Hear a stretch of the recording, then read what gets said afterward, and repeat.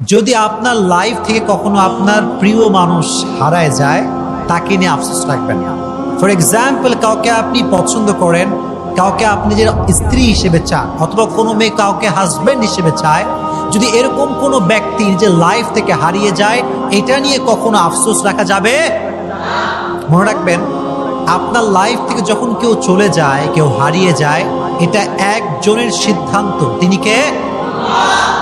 এটা সবসময় মাথায় রাখবেন। যখন আমাদের লাইফ থেকে কেউ হারিয়ে যায়, এটা always keep it in your mind, you deserve better, you deserve better and আল্লাহ has better plan for you.